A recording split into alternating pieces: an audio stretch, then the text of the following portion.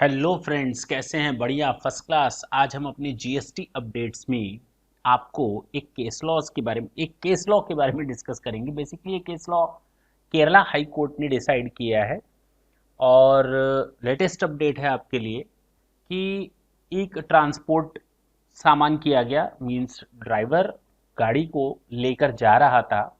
रास्ते में उससे जीएसटी डिपार्टमेंट के ऑफिसर्स ने पूछा कि भाई सामान कहाँ ले आ रहे हो और कहाँ ले जा रहे हो, कहाँ से ला रहे हो, कहाँ ले जा रहे हो, इसका हमें रिकॉर्ड दिखाओ।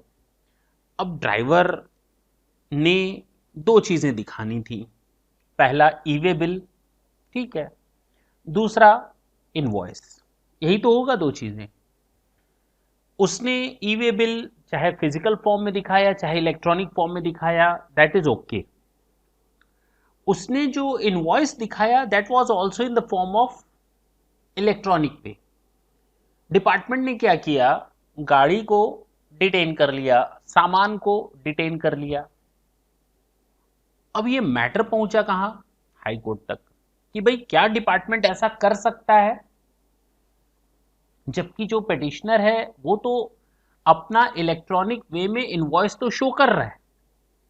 कोर्ट ने इस पर डिसीजन दिया, बहुत इंपॉर्टेंट है, ढंग से सुनिएगा। कोर्ट ने इस पर डिसीजन दिया कि ठीक है, ये तो बहुत जरूरी है कि आपका इनवॉइस फिजिकल फॉर्म में हो, लेकिन अगर नहीं है तो आप सामने वाले से, पेटिशनर से, डिपार्टमेंट को बोला कि आपका लीगल डिसीजन था, that was okay, the order was in line, कि आपने डिटेन कर लिया गुड्स को।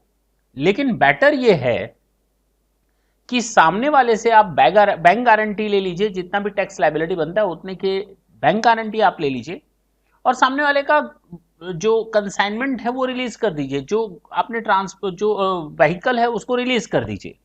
ना तो व्हीकल को डिटेन करिए ना तो उसके गुड्स को डिटेन करिए, उसको आप रिलीज कर दीजिए। अगर सामने वाला पिटिशनर जो है आपको बैंक गारंटी दे रहा है तो आप अपना कैलकुलेशन करिए, बैंक गारंटी मांगिए, देता है तो बल्ले बल्ले आप उसकी व्हीकल और जो कंसाइनमेंट है दोनों को रिलीज कर दीजिए।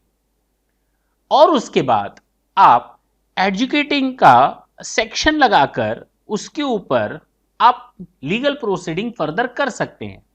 लेकिन यह ठीक नहीं है कि आप सामान को डिटेन कर लें। डिटेंशन ऑर्डर पे कोर्ट ने यह कहा कि ठीक है। क्यों कहा? उसने कहा the invoice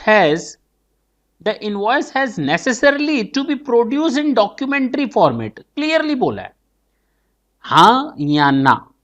and this was by the goods were detained. ये भी उसने कहा जेन्युइन है, ये बिल्कुल ठीक है। It was held that the absence of invoice can be a valid ground for determined detention under section 129 of the GST Act. Accordingly, detention order is justified. This is the important line. उसके बावजूद उस पर बटिफ किया court ने, ये तो कहा कि आपका ऑर्डर ठीक है, लेकिन अगर पिटिशनर आपको बैंक गारंटी देता है, जितना भी आप टैक्स और पेनाल्टी कैलकुलेट करते हैं उसके बराबर, तो रेस्पोंडेंट यानी कि डिपार्टमेंट को रिलीज कर देना चाहिए कंसाइनमेंट और व्हीकल दोनों पिटिशनर की, और उसके बाद प्रोसीड करना चाहिए सेक्शन 138 के अकॉर्डिंग पिटिशनर को सुनने के बाद। Is it clear? बाकी आप टैक्स लायबिलिटी पेनाल्टी वगैरह बाद में कैलकुलेट करते रहिए, आप अपना 138 के हिसाब से आप आगे काम करिए, कोई दिक्कत नहीं है। लेकिन सामने वाले की गाड़ी, कंसाइनमेंट और व्हीकल दोनों को आप रिलीज करिए अगर सामने वाला बैंक गारंटी देने के लिए तैयार है तो। The important word is bank guarantee. Hope so अब आपको ये केस लॉ समझ में आया होगा।